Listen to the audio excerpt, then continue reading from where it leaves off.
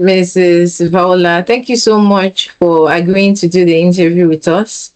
We are a strong admirer of your work, and your track record of success and excellence is really commendable. So we just wanted to speak to you more so that other people that are looking up to you can also watch this video, like sort of get a closer view of you and learn from your experience.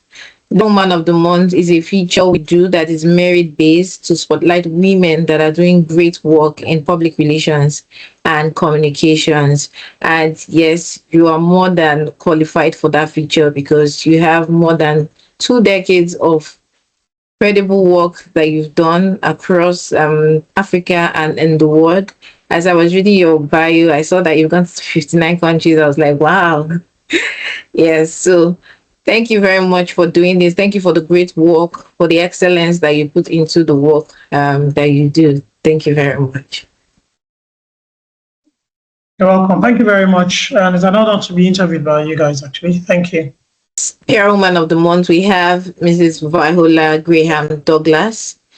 She is the Communications, Public Affairs and Sustainable Development Director at Lafarge Africa Plc and has enjoyed a varied career spanning 3 decades. She joined Guinness Nigeria Plc, formerly Diageo Plc, as Corporate Relations Director. She moved to a commercial role as Director for International Premium Spirits, Reserved and Modern Trade Business, and was the executive sponsor of the Spirited Women's Network. Prior to her stint in Guinness Nigeria, she spent 12 years at Lafarge Africa in various roles, including a 2.5-year stint as an Audit Director in Paris, France. She rejoined Lafarge Africa Plc in March 2024. Viola is a lawyer and holds a Bachelor's of Law from Obafemi Awolowo University. She has an MBA from Sheffield Hallam University and also an MSc in Investment Management from Bayes Business School, both in the UK. She is a Chevening Scholar and also a Chartered Secretary. She enjoys traveling to new countries, 59 countries and counting. She's passionate about purpose, which is to create and leave a positive impact, and brings this to bear in all our interactions in life. Thank you very much, Ma. We are so excited to have you join us today. Again, thank you for the spotlight. All right, for our first question, we just want to know, how did you get into public relations and communication? Was it something you stumbled on by chance or something you loved? We are eager to know how you started your career in public relations and communications. Honestly, it was pure, I guess, time and chance, really. So you've seen from my bio that I'm a lawyer. I studied law, and I actually honestly thought I would continue in that line. But by the time I was doing law school, I realized that I actually had I really enjoy things to do with finance. And I guess today, if I was studying law today, I would probably want to be maybe like an investment lawyer. That would have been a great combination of both my law and the finance that I loved. But at the time, it was either being a barrister like my father, and I wasn't interested in doing that, or be a solicitor, and I found that a bit boring. So I joined banking once I finished, as I said in my bio, and I did banking for a number of years, and ended up being the treasurer for one of the banks, new generation banks at the time. And then I got headhunted to join Lafarge Cement at the time, was then WAPCO, and I joined them as a treasurer, and I did that for a year. It was very exciting. I was doing what I actually thought I loved at the time. And then I was I say fortunate enough to get what was at the time a 3-level promotion into an executive position, being the company secretary. Don't forget, I was a lawyer. So I became the company secretary and head of corporate services. And at the time, corporate services included communications, PR. So I was doing internal and external communications. I was doing PR, public relations, and I was doing admin as well. So it was a big portfolio and very 3-pronged. And honestly, within a very short time, I realized that the most exciting part of my job was the comms part. I enjoyed being a company secretary, and We had some great wins for the company at the time. The company was going through a lot of change. And I'm proud that during that time when I was company secretary, we won major awards like being the best company in the sector. I'm actually on the Nigerian Stock Exchange. It was an amazing time. But beyond that part of my life being the company secretary, I totally enjoy doing the comms part, PR, and I've done that in different parts of my life. So I did that for a number of years, went to Paris, came back to Nigeria as the CEO for one of our subsidiaries in Port Harcourt. And then I got asked to come back and be the communications director for the country again, still in Lafarge. And so back to PR, which, like I said, I really enjoyed. And at this point, when I was looking for my new role, when I moved to Guinness, that's what I moved in to do. So I did that for 3.5 years. And then I went to do something else. And then I'm back in Lafarge doing again PR. So it is something that I stumbled on, but I realized that I love it. I really enjoy it. I would never have thought when I was doing law and even finance that this creative and PR aspect of my life would be something I would even think about at that time. But I found that I really enjoyed it, and this is where my specialty lies now. Yes. All right. I just think that PR is always finding its way to you because it's always coming back to you through the years. Thank you so much for sharing. We also would love to know some campaigns that you've worked on over the span of your career. I would say some personal campaigns to you that you said, wow, this was really great and it was a success. If you could share that with us. Honestly, I've done such a number of very successful campaigns in my time across PR, across comms. I was teasing that, just talking about the communication aspect of it, that I was here in Lafarge when we changed our name, and that was a big campaign at the time, a comms campaign, where we changed our name from West African Portland Cement to Lafarge WAPCO. Keeping the heritage that was in the name WAPCO and bringing our new parent company Lafarge into it. So that was Lafarge WAPCO. That was interesting. I was also here when I left and came back when we're changing the name from Lafarge WAPCO to Lafarge Africa Plc, the name today. That was another really big campaign and very successful because today everyone knows us as Lafarge. That's been so. Those are two really big comms campaigns that I have done.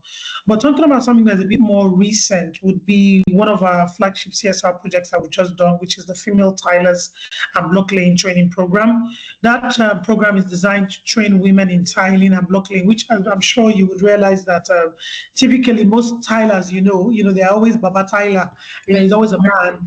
Yeah. And we sat down and we thought, we're a company that is very strong on gender equality, and we are intentional about equipping women with skills that will help them succeed in different aspects that were predominantly male, that were previously male dominated. So now we've got this female tilers program that is huge for us. We also have female drivers. So the female tiler one is one that I particularly love. We started it. We did a big one last year. We're doing another one this year. And when we started last year, we did it. We piloted only Lagos. This year, we've taken it across. We're doing Lagos, we're doing Ogun, we're doing Cross Rivers, and actually even looking at Gombe, where our plants are. And it's an intensive training for 8 weeks, and we partner with the government, with ministries and parastatals in the locations.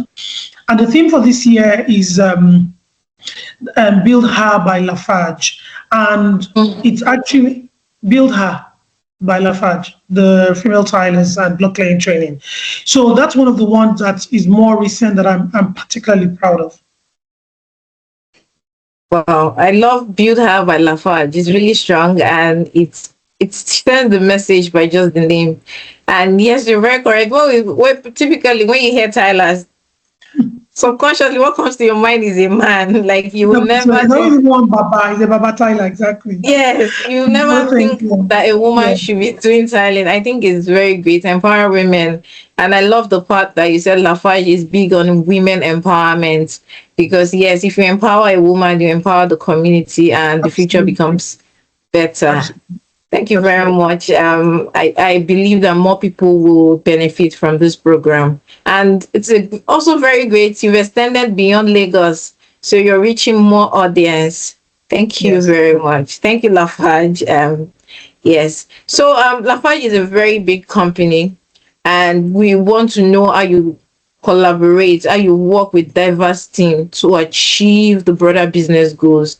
Because we might have finance, we have a lot of departments within the company. How do you collaborate? Like the communications team has to collaborate with this team, that team. How do you collaborate to align with your PR strategies to achieve the broader business goals? And honestly, many steps, several key steps are required. I mean, the most important thing that we do as a team is aligning our PR strategies with the broader business goals. So first, there needs to be clarity on the business goals, and that's one of the things I'm proud of for the companies that I work for doing PR. There's always very clear KPIs that are set from the beginning. And once we've done that, once we have an understanding of the overall business goals, then the PR and the comms team can devise their own plans. And that plan, of course, will target the key audience that we're supporting, because don't forget that we have external stakeholders, we have internal stakeholders that we have to work with. And especially for internal stakeholders, the common goal is to support the broader organizational goals. So one of the things that we do is, one of the things I encourage my team to do is, once we know the key KPIs for the year, the key performance indicators for the year, we set up meetings with different groups. I mean, one of our biggest stakeholder internally, of course, will be HR. We have the logistics teams, people that are outward facing, and they have a lot of events and programs for the years and their own goals. So we set up meetings at the beginning of the year to ensure that we have personalized plans for each department. And once that is done, once the plan for the year, so once the bigger organizational goal has been set, we sat down to look at what we want to do for the year. We then do smaller meetings with each key stakeholder group, and then we then do personalized plans that are carried on all through the year, and we do various check-ins. Sometimes it could be monthly, sometimes if it's back stuff, then it could be quarterly. And we ensure that we create the messaging, the profiles, we prepare the spokespersons for different situations. And, one of the things, and maybe we'll talk about this a little bit later, is people think, to do PR, all you have to know is maybe to ensure that, you speak English and all of that. But no, I say to them, to be skilled, to be an expert, you must understand data, because that will reveal the areas where your team must put in more effort. So I think that's really it. We collaborate with all our different departments, sitting with them to revise their plans, and then meeting with them all through the year to ensure that we are meeting their goals and their needs. All right. Thank you. I clearly support you. PR is more than just speaking English, and some people still think that it is bringing the media into the room, or you just putting out releases. It is more than that. Yes. I also wanted to ask. Some people have the opinion that PRO professionals in organizations should ensure that they are in the room when decisions are made. Do you agree with this? Completely, 100%. Because I'm quite lucky, I guess, maybe luckier than most, or I say blessed, not lucky, that I have worked for multinationals, who understand the strong need for PR to be at director level, and you're in the room. Because otherwise, what's going to be happening is you'll be coming to me at the last minute when there's an emergency or when there's a crisis, or we're reading about it in the papers, and that's when you go find whoever the head of PR is at the time. But if I'm in the room from the beginning of the year, when we're setting the budget for the year, we're setting the strategy for the year, I understand already what the priorities for the year, and I can work out a plan. So yes, it is really important. I do not subscribe to the view where, and I know some organizations do that, where their most senior public relations officer or manager is reporting into HR or reporting into another department and is not in the room when decisions are taken. No, I don't. I believe that I must be there to hear from the CEO, or be in the room when decisions are being taken, so that you can even give your own perspective of how things can be, how those issues can be discussed, so they don't become an emergency along the way. Yes, thank you for sharing that. It is very important, because I also went to a conference and this was discussed, that for you to be able to deliver impact, you must be in the room when decisions are made.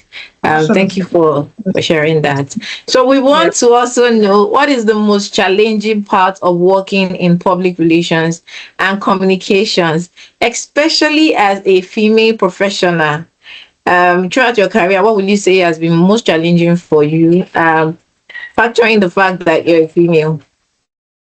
Honestly, personally, I can tell you that I haven't had a lot of difficulties. I think maybe one of the only things that I personally might have experienced is the fact that, and maybe it's a little bit of what we just talked about, where maybe in the beginning, people would not want to invite, let me not say me, let me say the role, the director, the highest ranking person into business discussions. But I guess for my situation, because I started by saying that I came from the banking industry, and I personally like finance and numbers. Remember, I said I would have liked to have been an investment banker in another life. So very quickly in my career, everyone understood that I don't tune out when they're discussing numbers or when they're discussing business issues. So I've always been invited into the room from the beginning. And I think that's one of the challenges that I've heard some of my contemporaries saying, that they're not invited into more, maybe because they don't understand the numbers. No one calls into those kind of meetings. So maybe there's a meeting where industrial and logistics and finance are in the room, and the director for PR or comms is not invited to that meeting because they think he or she will not understand. That's never been my case.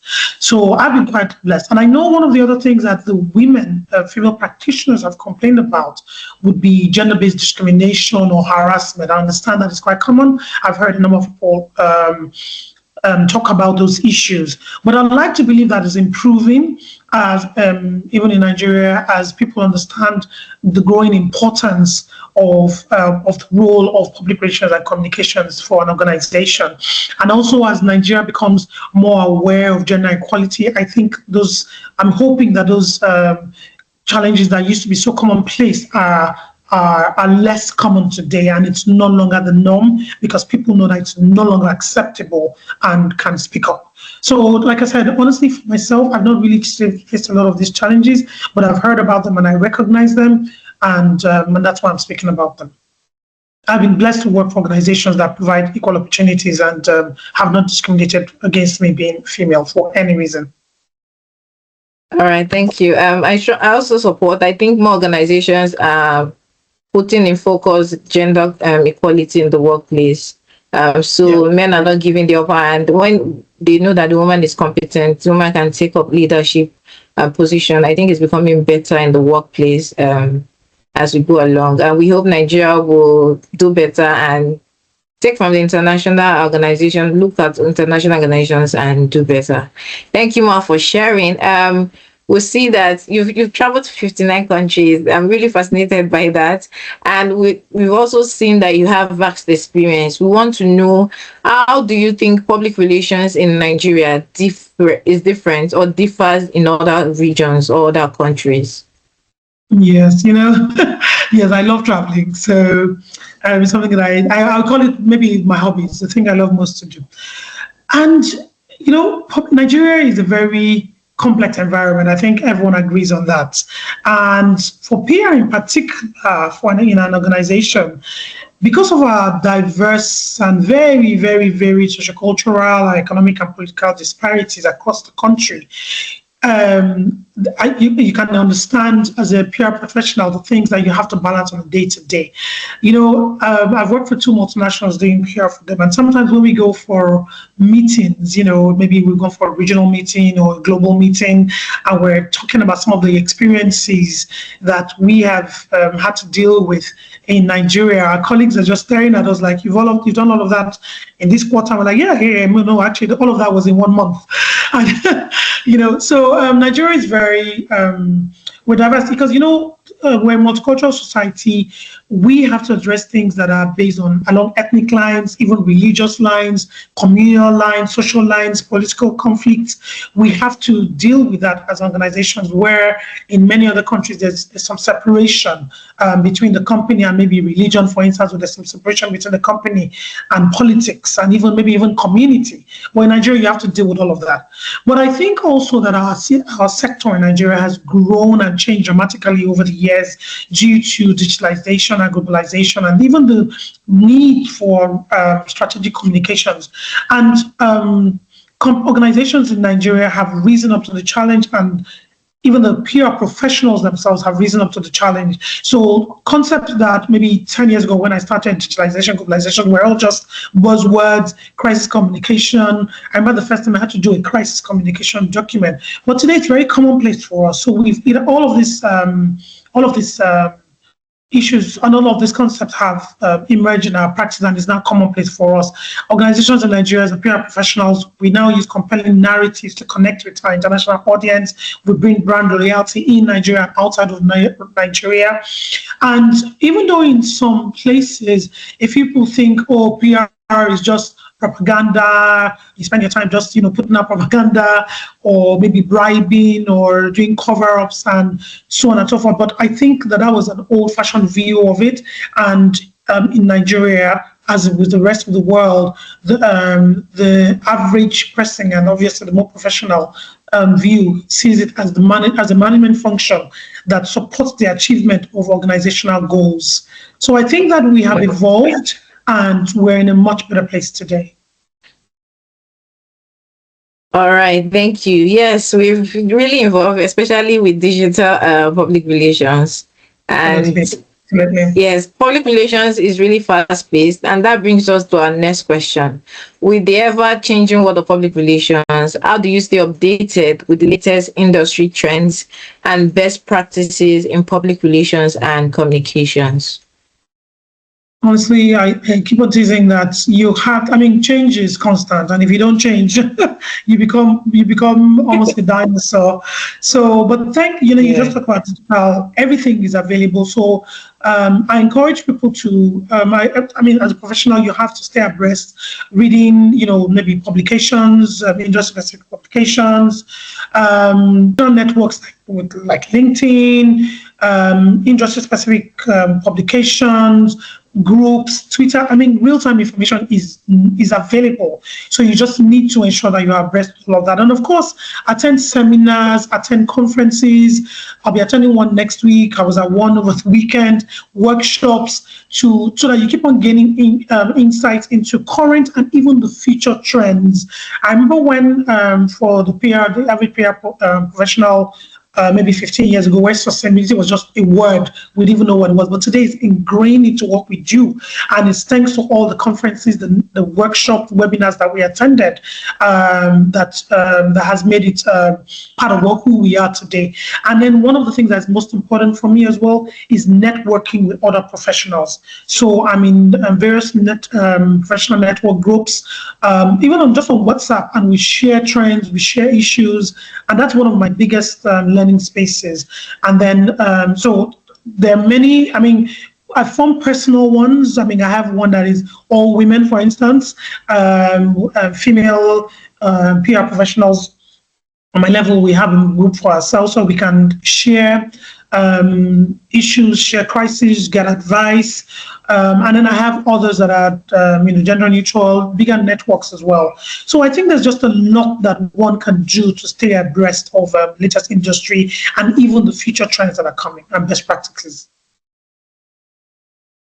All right, thank you. You talked about events. Congratulations on your awards. I was also at WIMCA, so you wanted to say hi, but I saw that you already left.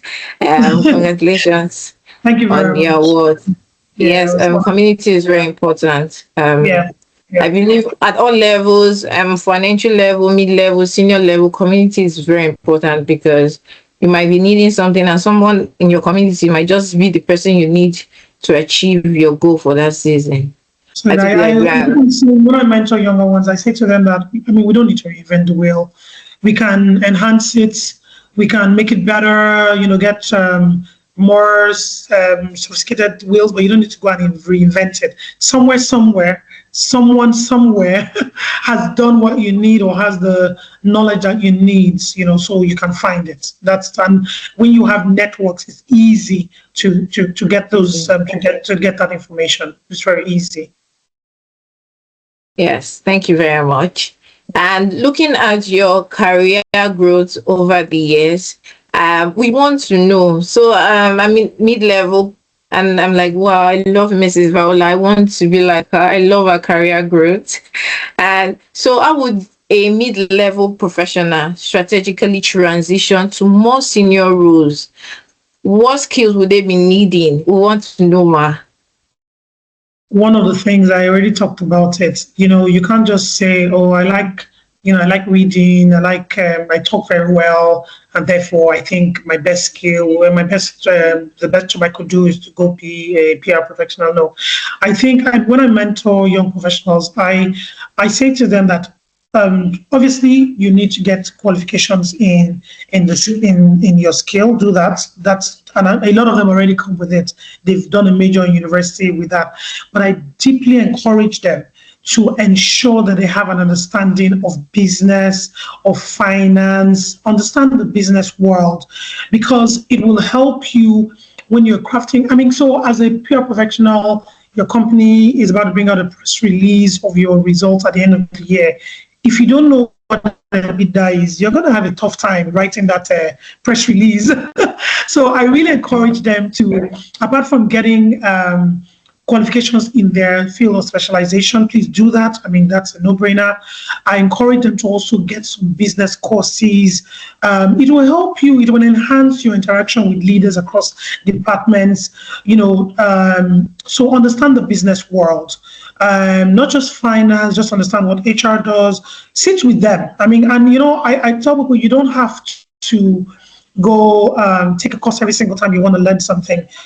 On the job experience is great. So you work in a company, just go sit with your finance manager, the HR manager, IT, legal, and say to them, please just give me one crash course, HR for dummies, IT for beginners, and they can structure something, even sitting, I encourage people to do a day in the life of, go sit down with finance. And the one that is most important to me is, because I'm in manufacturing and I've been in manufacturing for a while now, is understanding from the plant how, what they do, because it really, really builds you. So that for me is one of the things I encourage them to do.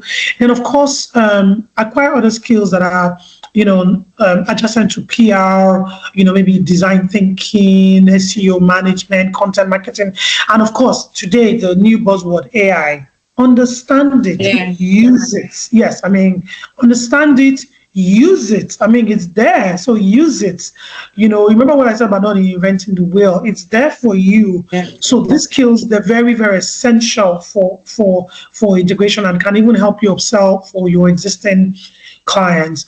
And then I talked already about understanding your business goals, because once you understand those business goals, then you can then figure out and strategize on how to execute those goals and how your skills would impact the bottom line. One of the roles in one of the previous companies I worked in, and since I experienced that, I've insisted in everywhere I work, was the fact that even though I was in PR, I was the communication lead for the company, I had a financial bottom line that I was contributing.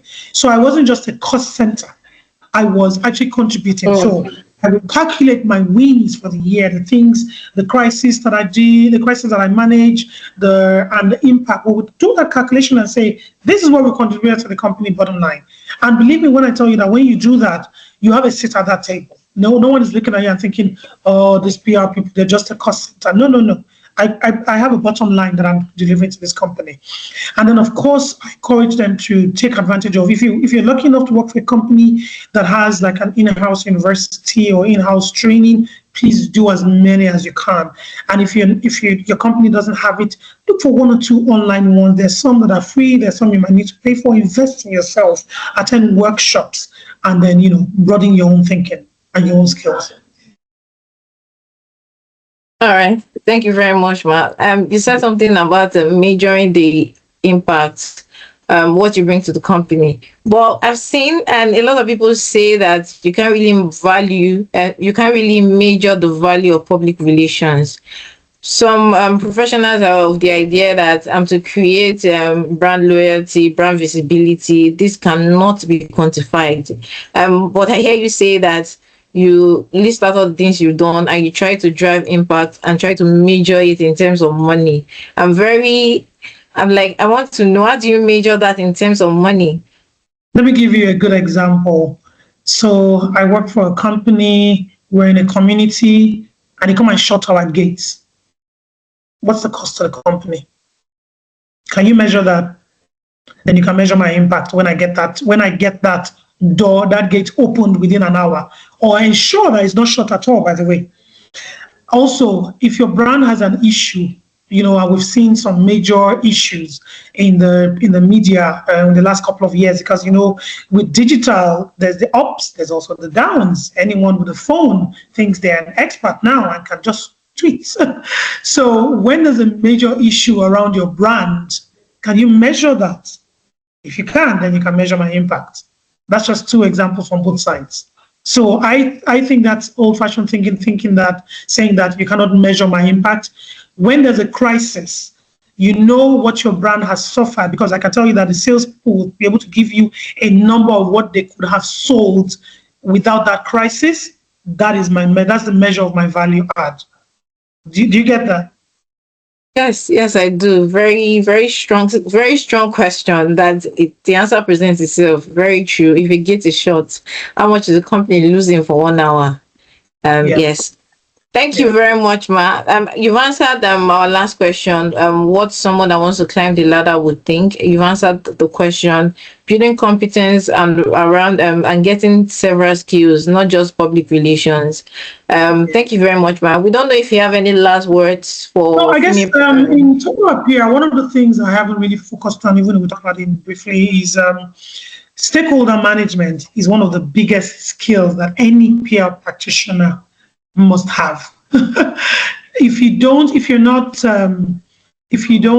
not been able to build your personality to ensure that you can engage across the board, from journalists to CEOs to community to your internal stakeholders, you will never be a great PR practitioner. So I think we need to focus on stakeholder management. And, one of the things when I do trainings or when I'm mentoring, one of the things that I start by doing is asking that person, do you know your own personality? Who are you? Because that's the personality that people are going to see. So I encourage you to do an assessment of yourself. And there are many of them that you can, there are many online personality tests that you can do to know who you are and how you interact. And if you know that you're an introvert, for instance, and you want to be a PR practitioner, you're going to have to make some changes to your life. So you might have to be an introvert when you're at home with Netflix or by yourself or your family, and then be an extrovert out there, because stakeholder management is very key. You have to have a good relationship with journalists, with your communities, with the board, if you're that level, with the internal stakeholders. So that is great. Building a good online presence is also advisable. Of course, your own core skills, ensure that you keep enhancing it. Gain PR qualifications where you are, and ensure that you understand market trends and your business KPIs to ensure that your company remains and yourself remain relevant in the long term.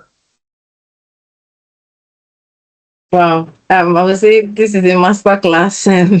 Stakeholder management is very key. People do, even professionals, they don't really talk about it, because when you were talking about stakeholder management, what came to my mind is media management, media relations, because most of the time we don't think about the leadership of the company. We just think about managing the relationship with media.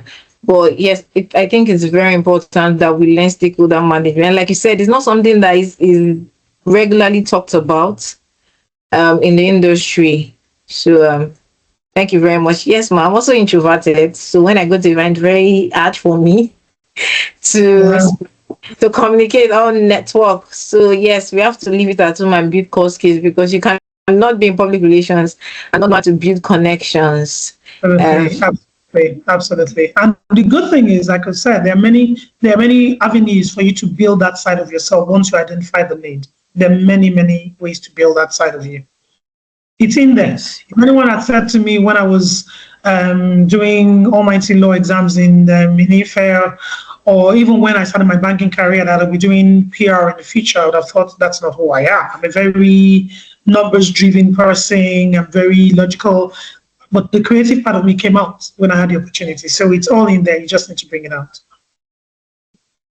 All right. Thank you very much. This has really been insightful and impactful. And I know anyone that will be watching this will learn a lot. So do you have any last words for us before we end the meeting? We know you're very busy. Thank you so much for your time. Any last words for us? No, I think we've covered a lot. I just would like to say again a big thank you for the recognition and the spotlight. And I really hope that someone somewhere will learn one or two things from all we've said today. That would give me joy. Like I said, my purpose is leaving an impact. So if one person learns one thing, even if you stakeholder management, like you said, then I'm glad and I've served my purpose. All right. Thank you very much. Me, myself, I've learned more than 18 or 2 from this interview. Thank you very much, Ma. We hope to see more of you. And when I see you in public, I'll definitely come say hi. Definitely. Definitely. Thank you very much for your time. All right, you take care. Have a lovely day.